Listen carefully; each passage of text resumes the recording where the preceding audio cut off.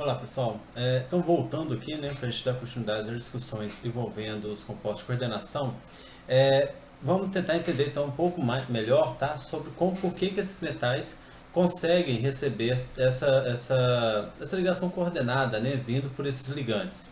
Vamos pensar, tá, vamos lembrar também que esses ligantes sempre vão coordenar, fazer uma ligação coordenada, né, com esse meu metal a partir de algum par de elétrons que eles precisam ter disponíveis.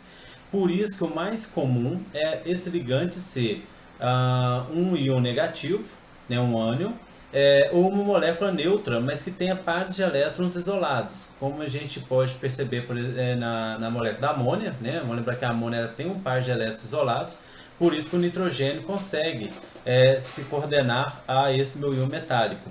Ou, lógico, um ânion, né? Claro que quando eu tenho um ânion, eu tenho ali pares de elétrons isolados que vão poder também se ligar ao meu metal.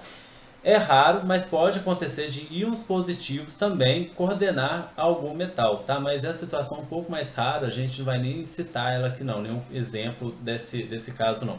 Então, o mais comum então vai ser o quê? Sempre ligantes que tenham pares de elétrons isolados, o que a gente pode inclusive chamar de bases de Lewis, né? Então tem esse par de elétrons isolado e por isso ele pode então interagir com aquele meu íon metálico, né? Uma atração eletrostática, né? Nós estamos falando de um íon que tem carga positiva. Quanto menor for esse íon, maior vai ser a tendência, tá? Maior vai ser a tendência de formar complexos, né? Íons positivos pequenos vão formar íons complexos mais estáveis. Então eles vão atrair esse meu ligante, né, que vai ser ou ter uma carga negativa ou vai ter um par de elétrons ali isolado, né, e esse par de elétrons então vai se ligar ao meu íon metálico. Essa ligação entre esse meu íon metálico e esses meus ligantes tem mais características de ligação covalente do que uma ligação necessariamente iônica, tá? Essa ligação ela vai acontecer porque esse meu íon metálico vai ter orbitais D vazio. Então vamos lembrar que esses metais, principalmente os metais de transição, né, vão ter ali vão ter a camada de valência, né, e vão ter os orbitais D semi-preenchidos, né, às vezes com um ou outro elétron, mas com outros orbitais ali, com orbitais D ainda vazios, que podem então acomodar pares de elétrons para poder realizar essa nova ligação química. Esses orbitais D então envolvidos na formação desses complexos são esses aqui. Eu até trouxe, né, eles só mesmo para poder relembrar vocês, né, quem são esses orbitais D. Tá? Vamos lembrar que lá no subnível D nós podemos ter 5 orbitais, né, diferentes. Tá? Aqui tem então as figurinhas deles, né, o DYZ, DXZ, DXY, DX2Y2 e DZ2. O que é o interessante aqui a gente pontuar? Que tem basicamente duas diferenças entre esses orbitais, tá? Do tipo D. Eu vou ter aqueles orbitais D, que são os três de cima, que vão estar entre os planos cartesianos, né? Então, aqueles lóbulos daqueles nossos orbitais D de cima, tá? O DYZ, DXZ, vão estar entre os planos, não vão estar sobre nenhum plano cartesiano. Tá? Então, olha lá, o DYZ, os lóbulos estão entre os planos Y e Z, entre os eixos, né? Y e Z. Os meus orbitais do tipo XZ vai estar entre os eixos X e Z e o DXY vai estar entre os eixos X e Y. Já os meus orbitais do tipo dx2, y2 e o dz2 vão estar exatamente sobre os eixos cartesianos. O dx2 e y2 os lóbulos vão estar sobre o eixo x e y e o dz2 vai se concentrar basicamente sobre o eixo z. Né? Então eu tenho duas diferenças entre esses orbitais. Por isso que eles vão ter ser chamados de forma diferente. Tá? Esses orbitais que estão sobre os eixos cartesianos são normalmente denominados, né, como orbitais EG, e aqueles que estão entre os planos cartesianos vão ser denominados como orbitais T2G. Vão ter algumas diferenças, tá?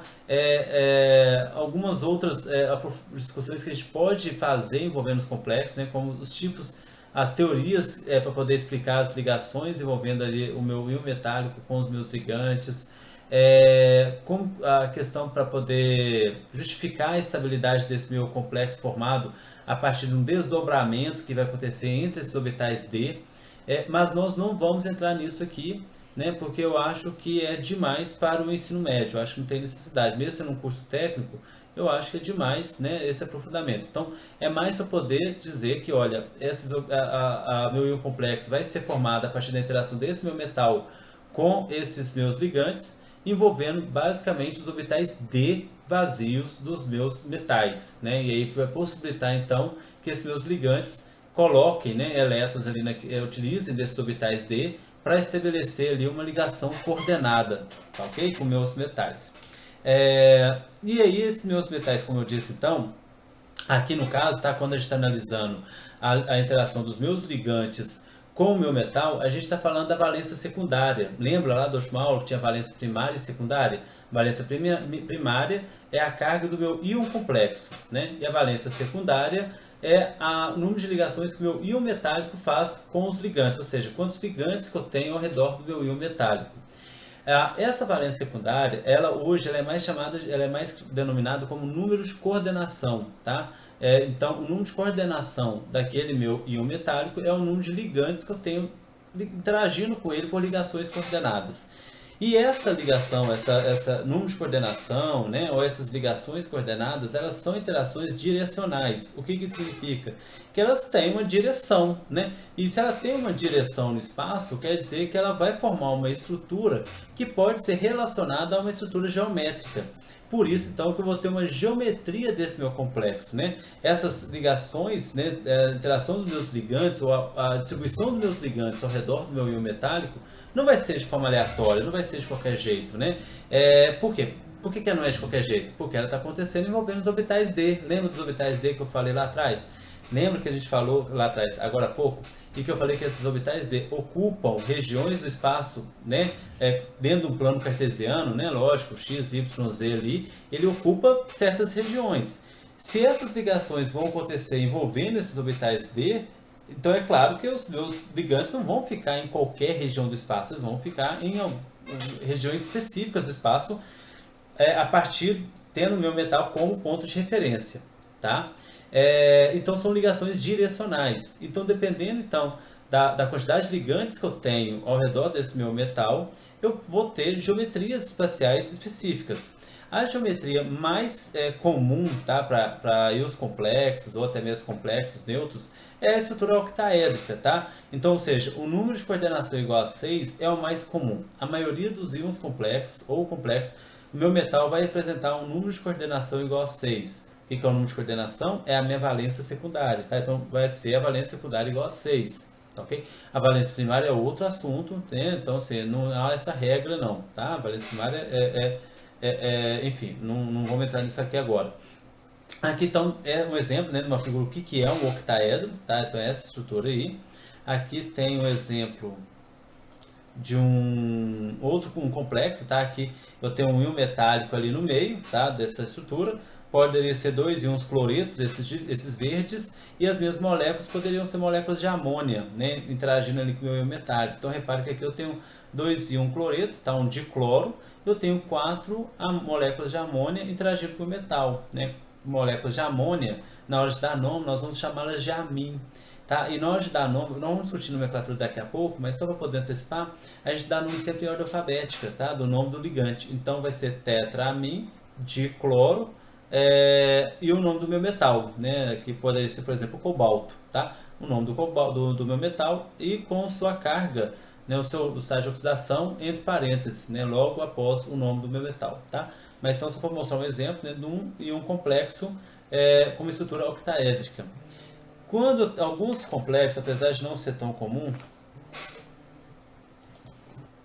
então, apesar de ser menos comum, tá, eu posso ter também os complexos em que eu tenha um número de coordenação igual a 4, ou seja, 4 ligantes interagindo com o meu íon metálico. Quando eu tenho 4 ligantes interagindo com o meu íon metálico, eu posso ter duas formas geométricas possíveis. A tetraédrica, que é a primeira representação ali, né, no quadro, envolvendo o zinco, ou o quadrado planar, que é a representação envolvendo a platina, né? Então eu tenho a platina com 4 moléculas de amônia, né? Realizando ali uma geometria quadrado planar. A tetraédrica é a mais comum, tá? Seguida pelo quadrado planar. Além disso, tá? Além da geometria do complexo, então basicamente essas 3 geometrias, tá? Que a gente vai estudar, alguns ligantes vão conseguir interagir com o meu íon metálico a partir de mais de um ponto de coordenação. os exemplos que nós mostramos até agora, eu tinha ali, mesmo uma molécula como a amônia, eu tinha um átomo apenas interagindo a partir de uma ligação coordenada com o meu íon metálico, tá? No entanto, alguns ligantes vão conseguir interagir com o meu íon metálico com mais de um ponto de coordenação. Quando isso acontece, forma anéis dentro da minha estrutura. E sempre que eu formo esses anéis dentro da minha estrutura de um complexo, eu chamo essa estrutura de um quelato, tá? Por exemplo, aqui, ó, esse complexo, tá? Apesar de ser uma estrutura bem grande, né? É formado pelo EDTA. EDTA é um ligante bastante comum, principalmente em produtos de limpeza, porque ele consegue complexar com uma certa facilidade íons metálicos até mesmo grandes, como o cálcio, né? Que é um íon grande, e ele consegue complexar o íon de cálcio com uma estabilidade razoável. E isso é extremamente interessante para poder, por exemplo, remover esses íons de soluções. Então, às vezes eu tenho uma solução ali que eu tenho um íon de cálcio e eu quero remover esse íon de cálcio. Uma das formas que eu posso fazer é utilizar o EDTA para complexar esse meu íon metálico, precipito esse produto formado e removo esse íon de cálcio, né, da minha solução. Se a gente observar então, esse composto inteiro que está interagindo com o íon de cálcio é um composto só, é um ligante só, que se coordena ao meu íon metálico por 6 pontos diferentes. Cada ponto que a gente, conforme eu aumento, né, dependendo do número de pontos de coordenação, eu posso classificar esse meu ligante por esses pontos de ligação, que a gente vai chamar de dentados, tá? Então, por exemplo, quando eu tenho um ligante que se coordena por um ponto de coordenação, eu chamo ele de monodentado, 2 pontos de coordenação bidentado, 3 pontos de coordenação tridentado e assim por diante. Até, como nós vimos que o número de coordenação mais comum é o número de coordenação igual a 6, então eu posso ter ligantes hexadentado, que é o caso aqui, né? Esse único ligante consegue se ligar, interagir com o meu íon metálico por 6 pontos de coordenações diferentes, formando uma verdadeira gaiola ao redor do meu metal, né? O que dá uma estrutura extremamente estável. Aqui é um outro exemplo, eu vou aumentar a imagem para ficar um pouco mais fácil de ver, em que eu tenho aqui então compostos, tá, orgânicos que se ligam, interagem ali com o íon de cromo por 2 pontos de coordenação. Ou seja, é um exemplo de um ligante bidentado, porque tem 2 pontos que vão se ligar ao meu íon de cromo. Nesse caso aqui é o picolinato, né? O nome daquele composto orgânico é picolinato, então eu tenho o íon complexo picolinato de cromo 3. E por isso ele é classificado como bidentado, tá? E exemplos então de quelatos, tá? Quando eu tenho ligantes monodentados, eu não tenho formação de quelatos. Só quando eu tenho, então, a partir de bidentados é que eu tenho formação de estruturas classificadas como quelatos. Por fim, nós vamos ver um pouquinho, tá, sobre nomenclaturas de complexos. Nós não vamos aprofundar muito aqui na questão da nomenclatura, vou só apresentar mesmo uma forma bem simples de dar nome, tá? E depois a gente vai trabalhando, às vezes, alguma nomenclatura que for necessária ao longo das atividades ou do atendimento síncrono. Primeira coisa para dar nome para complexos é saber o nome dos ligantes. O nome dos ligantes vai sofrer algumas alterações. Por exemplo, a água, quando ela for ligante de um íon complexo, eu não vou chamar de água, vou chamar de aqua. A amônia, de amin. O CO, né, o monóxido de carbono, vou chamar de carbonil. O monóxido de nitrogênio, de nitrosil. Os halogênios, tá? Aletos, por exemplo, os aletos, cloro, flúor, eu vou acrescentar sempre um O no final do nome. Então, sempre que eu tiver um ânion realizando ali, participando como ligante, eu vou acrescentar a letra O no final do nome. Então, cloro, o cloreto, né, na verdade vai ser o cloro, o flúor vai ser o fluoro, né, e assim por diante. Moléculas ligantes neutros, como esses aqui, eu não acrescento um sufixo específico, eu apenas coloco o nome, tá? E o nome do meu metal, que vai ser o nome do próprio metal, acrescento do seu cargo, né, da sua carga, tá? Então aqui tem dois exemplos, né, de nomenclatura de íon complexo, tá? É claro que como é íon, a gente sempre tem que preceder esse nome pela palavra íon, tá? Então é íon, naquele caso aí, como são 6 moléculas de água, né, como 6 moléculas de amônia, então hexamin, cobalto, que é o nome do meu metal, e a carga do meu metal. Nesse caso, como as moléculas de amônia são neutras, então a carga do meu íon complexo é a carga do meu metal, né? Então, por isso é íon hexamin cobalto 3. No segundo exemplo, eu tenho 4 moléculas de amônia, então tetramin, 2 de cloro, cobalto e 3. Nesse caso, como tenho 2 íons cloreto, né? Então eu tenho que considerar essas duas cargas negativas, né? Então, que somado à minha carga positiva vai dar 3 mais. Por isso que a carga do meu íon cobalto também é 3 mais, tá? Mas a carga do íon complexo é mais 1 por causa da presença dos dois íon cloreto.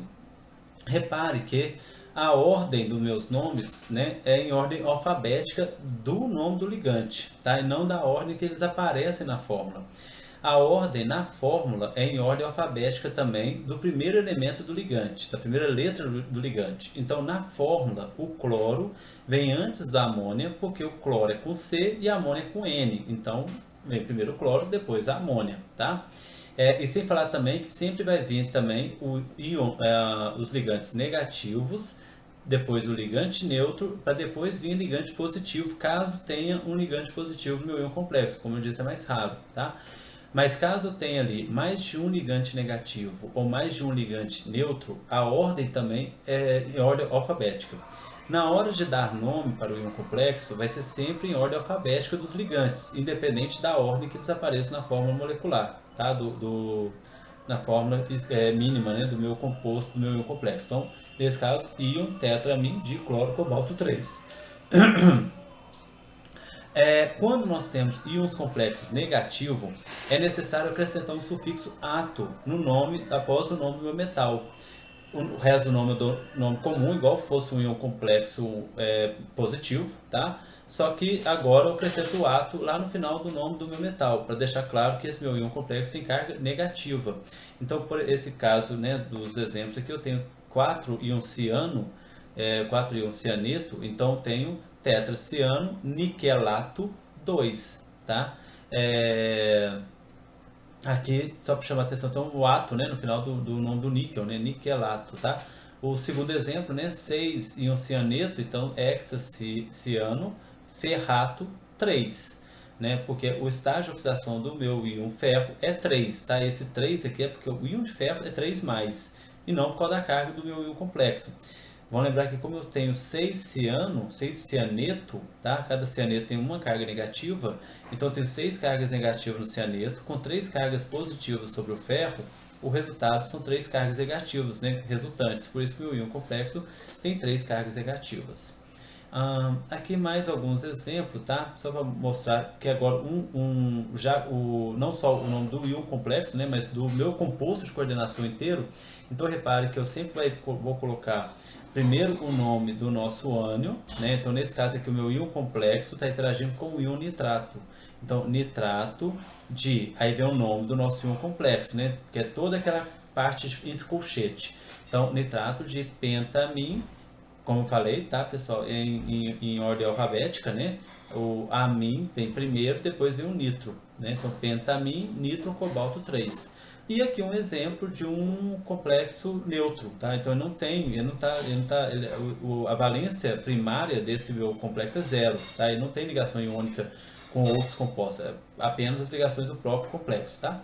Nesse caso aqui, como são monóxido de carbono, né? Monóxido de carbono chama de carbonil, então tetracarbonil, níquel 0, né? Ou seja, é um complexo neutro, né? Por isso que o estágio de oxidação dele é 0 também. Pessoal, espero ter ajudado, né? Então leiam o livro, né? O material de leitura, e vamos para o atendimento síncrono para a gente poder tirar nossas dúvidas, tá ok? Até a próxima.